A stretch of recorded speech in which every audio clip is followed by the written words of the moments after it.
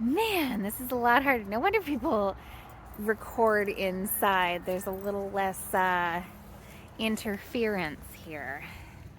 We've got puppies galore.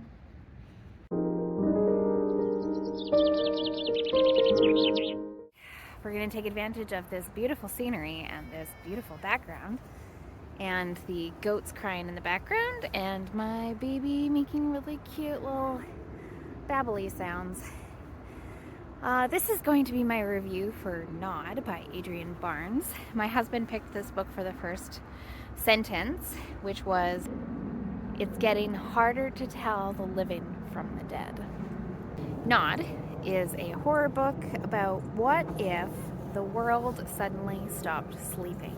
What would happen to humanity if people didn't have that recharge? Our main character, Paul, is a writer. He's writing a book called Nod, and it's about words. It's about words that have fallen out of disuse, and he wants to kind of revive them, and he thinks that they're still pretty relatable to the time, and so he's writing this novel when people stop sleeping, and there are a number of characters. There's his wife, who doesn't sleep, but he does. So there's a bit of tension there. There is also this sort of underlying story this storyline that just doesn't actually really come to fruition, which is that all of the people who are sleeping have the same dream. They're seeing some kind of light. It's so briefly talked about that it's like enough to intrigue you, but then totally ignored. This book has the potential to be perceived as snooty and pretentious, but I think it does a good balance. The main character himself is kind of pretentious. He uses all these words that, people are like, what, really? Yeah, really. And what ends up happening is somebody discovers his manuscript, and they think that he predicted the end of times. Because, when something bad happens in this world, a lot of people tend to cling on the fact that there's this end of times, and they knew it all along, and they are the chosen ones. It just happens. It's in history. We see it a lot. Right? So Paul encounters several groups of people who believe that they are the chosen ones. I don't particularly like Paul as a main character. He's extremely nihilistic and like, what is the point of life and what is the point of living? Which I get, okay, fine. Like, if everybody else around you is going absolutely insane, yes, that makes sense. Question everything. I just didn't particularly like his line of questioning. I disagree with a lot of what he is. But here's the thing. That's what reading is, right? Reading is putting ourselves in other people's brain spaces to see how they experience the world. And how I experience the world with this, there's a lot of what ifs with this one. Hi. Did you also want to be in frame? So we've got two puppies. These are my two big girls. This is Ruby. This is LB. LB like the letters, like L and B. All right. So, I think I may have to wrap this up because I'm getting dog-piled, as it were, speaking of words and phrases.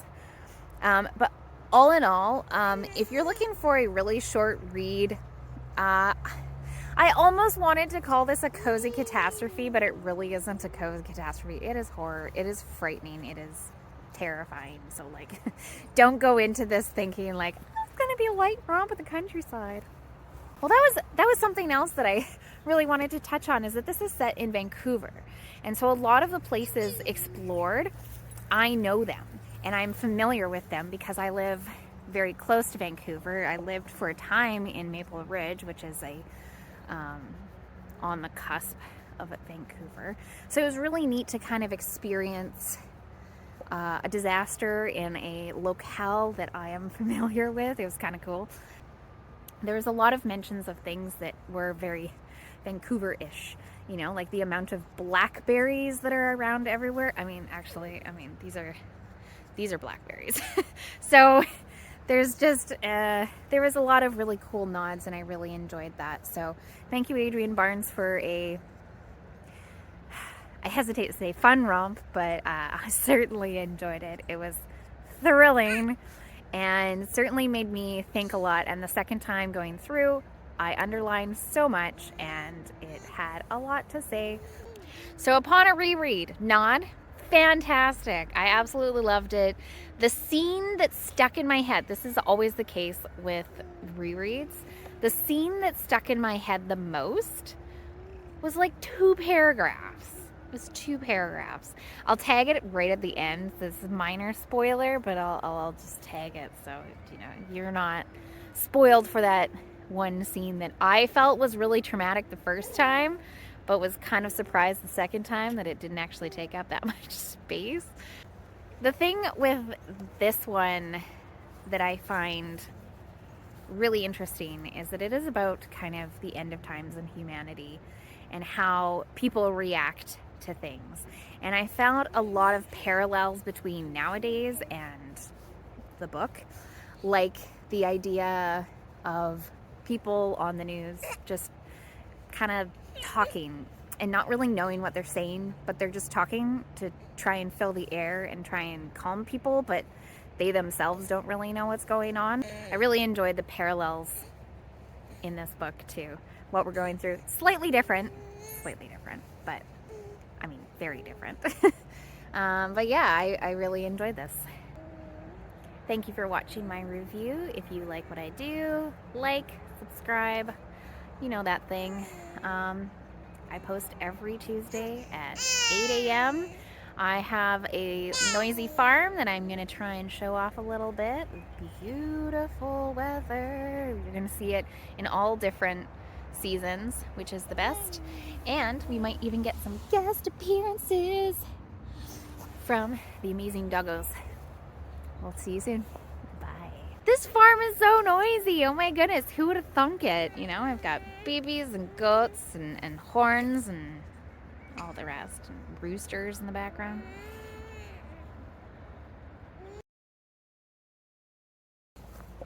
Okay, here's the spoilery bit.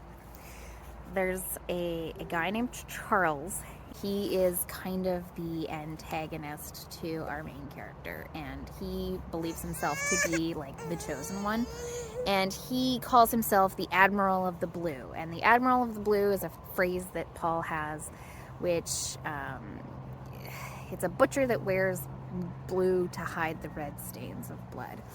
And so Charles wears blue, but he wears sky blue, which is just and he wears blue, sky blue head to toe, and then his people find yellow paint and they cover themselves in yellow paint.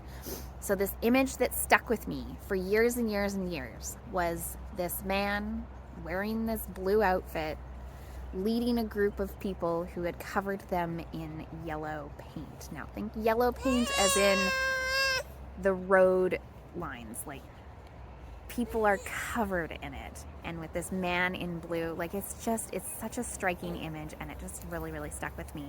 And 2016 was 6 years ago, and it's still in my brain, and I really loved revisiting that.